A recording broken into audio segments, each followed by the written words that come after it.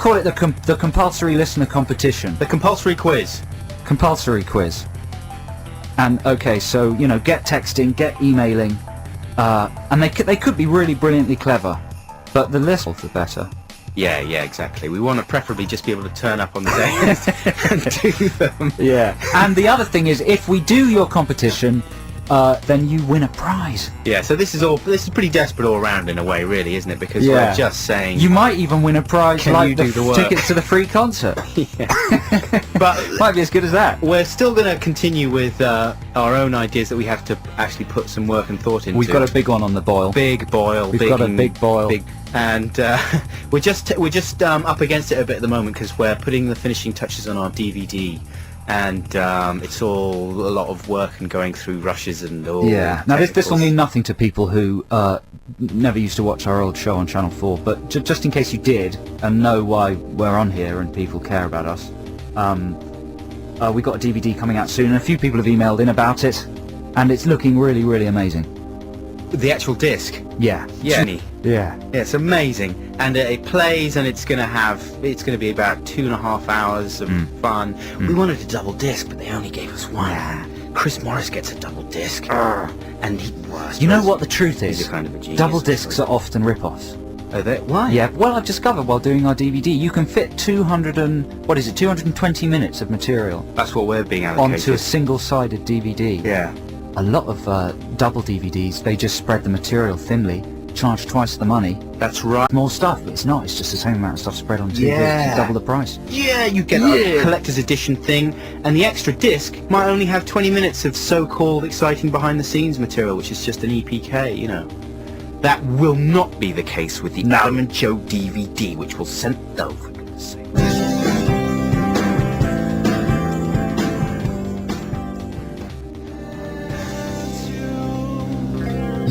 Yeah, Foo Fighters and Big Me. I love Dave. I wish I was Dave Grohl. Do you? Yeah, I've said this before. Yeah, no, you're right. He's just a pretty cool customer. He's a good-looking man, in my opinion, even though he's slightly goofy. But there's something so sexy about him, and he just seems like a nice guy, and I just want to hang out with him. Okay. Now listen, at my house, I'm having a Chuck Norris season. Don't know if you're interested. No. I've decided to reappraise the work of Chuck Norris. What? No, you're not interested? No. We were fans of Chuck Norris. You were, maybe. Chuck Norris has been lost in time. He is, he was to the movies in the 80s, sort of Vin Diesel and The Rock are to movies now. You were not a fan of Chuck Norris? We laughed at Chuck Norris movies. Nick Cheek was a fan of Chuck Norris, and we used to call him Nick Chuck Cheek. Do you not remember Delta Force or Invasion USA? I remember them, but I never watched them. Well, I used to love Invasion USA. Invasion USA's got the highest body count of any movie ever made. Really? Yeah. What? How many? I think in the 250. Yeah, but that's not obviously independent. You don't count a plane being blown up. Actual individuals who you see getting wasted. Right. It's an extraordinary film, Invasion USA. I ordered it on the internet and watched it. And it held up, did it? Well, it's just incredible. Have you seen Red Dawn recently? No, but can I finish about Invasion USA? Go on then. So the plot of Invasion USA. Do you know what the plot is? I can guess. Just guess it from the title. Oh, all right then. America is invaded. Yeah, it's invaded by a sort of terrorist, super terrorist, gets together every kind of terrorist in the world. Arab ones, all Japanese terrorists, all of them. They loads them onto boats like in Saving Private Ryan. D-Day landing boats. And so about 20 minutes into the film, they just land on the coast of Florida, and all these terrorists pile out of these boats, and their plan is basically about 400 of them just to run across America and kill everybody they meet and blow everything up. And there's a sequence where they just drive into a lovely urban environment, like out of a Spielberg film. For some reason it's night, but all the kids are playing in the street and they're putting up the lights on the Christmas trees. And the villain just drives into this little Brookside close, gets out a bazooka, and just bazookas 7 or 8 houses. It's about a 15-minute sequence. It's fantastic. So they're working their way across America, and it seems to be going absolutely fine. And there's very little plot. Chuck says very little. Yeah. The villain has a flashback where he's been caught by Chuck, and Chuck says, "It's time to die." That's pithy. Yeah, pithy. But he gets away. But then at the end of Invasion USA, he says, "It's time to die," and kills him, which is obviously a terrifically rewarding payoff. That's right, like an Arnold Schwarzenegger thing. not even bothering to reverse the line or It's anything. the way he says it, though, with absolutely nothing. You know, in the 80s, action heroes had to be emotionless and cold.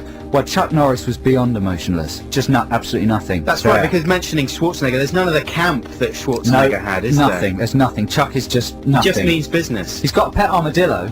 Does he? Yeah, which is very cute. That's quirky. Yeah, but then his house gets bazookaed. And they don't follow up on the armadillo. We assume it was killed. It knocks over its saucer of milk in quite an endearing moment. The other key bit in Invasion USA, do get in touch if you see Invasion USA, I do need help with this, is the villain standing there and there's a woman doing cocaine through a brass metal straw. And very casually, to sort of make a point, the villain slams her head down. And the tube goes up, the tube rams up her nose. And if that was, she goes, oh, God! And in case that was enough, he then picks her up and throws her out the window. And goes on about his business. I do recommend Invasion USA. Alright, well let's watch it. $8.99 on the internet. It's a winner. Next. XFM 104.9. You ready? 104.9 XFM, London. You're listening to Adam and Joe on XFM. It's time for Ditties in the Dock. This is the part of the show where Joe and I battle it out for our one free play of the week. Otherwise we are forced to adhere to XFM's excellent playlist. With the exception of Scallywag. Yeah, of course, yeah, Scallywag, Yeah. we slipped in there. We had to work hard, though. Yeah, we certainly did. Well, it's a tough one this week because it's a couple of good tracks. I know what Joe's got, and it is a smash. But let me start by telling you that this week I have brought in a classic song by Gil Scott-Heron, and it's probably his most well-known song. It's The Revolution Will Not Be Televised. Now, I'm assuming you've all heard this before and will want to hear it again, but in case you've never heard this song before, this is really a piece of proto-hip-hop, I suppose. And it just works on every single as a piece of blistering anti-establishment poetry and as a sort of groovy kind of funk workout. Just an amazing, masterful, charismatic performance by Gil Scott-Heron, who's often known as the godfather of hip-hop. And boy, if you've never heard this one before, do yourself a favour and vote for it. And if you have, then do yourself a favour and vote for it again. So that's Gil Scott-Heron is my vote for Ditties in the Dock. Joe, what have you got? This week, Adam and listeners, I've got Trio by Da Da Da. Other way around, isn't it? Yes, I purposely said Trio by Da Da Da. Okay, Da Da Da by Trio. there you go. And it's an amazing, blistering track.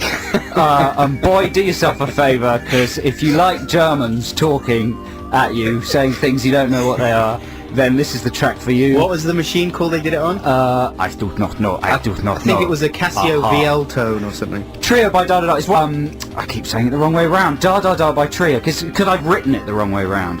That's my problem. Right. One of the first singles I ever bought, a fantastic single. I listened to it this morning. I highly recommend it. It'll sound great in a car. It'll sound great in your ears. It's great. It'll sound great in your ears. Yeah, I don't know. I'm tired.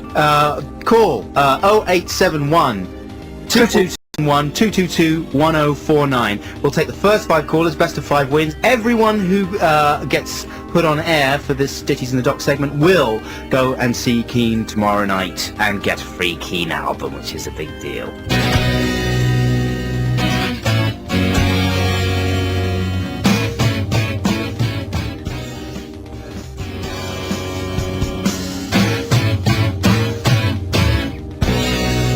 Adam and Joe on XFM, London's 104.9. It is the payoff now to Ditties in the Dock. That should say that was Graham Coxon with Bittersweet Bundle of Misery. Very, very good song indeed. And To be honest, I don't think I stand a chance. I've never done a worse pitch for a song.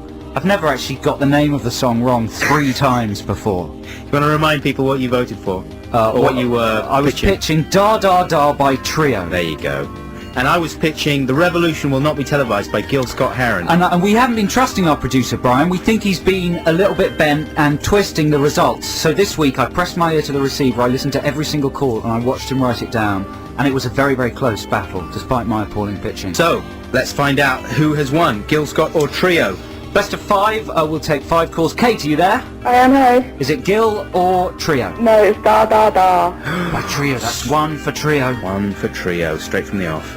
And Okay. you should remember, it is a good song, Da Da Da, covered by Justine Frischmann with Elastica. Why you say what? Why? Why wouldn't people know that anyway? I'm just saying. Yeah. Okay. Brent, are you there? Yes, I'm here. Is it going to be Gil or Trio? It's Doofy Trio. Trio, that's 2 for Trio. 2 for Trio. It's okay. Remember, this is Gil Scott-Heron I'm talking about. This is like dramatic. a 70s It's so classic. dramatic. It's almost as if it's been sculpted in this way. Okay. Andy, are you there? I'm here, yes. Is it going to be Gil or Trio? I'm phoning to the genius Gil Scott-Heron. Gil There we Scott-Heron. go, finally, some sense. This is like Connect 4, isn't it? You know, you can sort of predict. Anyway, keep going. Helen, are you there? Of course it has to be Gil. There It's you go. 1-1. Thank Thanks you, for your Helen. call, Helen. Okay, the decider is You're in Phil. it's as if you put your piece in, I put my first piece in the middle, and then I'm trying to continue with your Connect 4 analogy. Oh, it's exciting. Is it going to be Gil Scott-Heron or Trio? Here's the last caller. The deciding vote goes to Phil. Phil, are you there? Yep. Hello, Phil. Gil Scott-Heron. Oh, Phil! Thanks very much indeed, Phil. That's a vote for sense. Thanks very much indeed for joining us this week. We'll see you next week. Bye. That's the Red Hot Chili Peppers with Universally Speaking. Before that you heard Blink 182 and I Miss You. This is XFM, London's 104.9. I'm Adam Buxton. I'm Joe Cornish. We're here with you until 3 p.m. That's 2 hours of non-stop us. Well, and quite a lot of music and as a well. lot of fantastic music.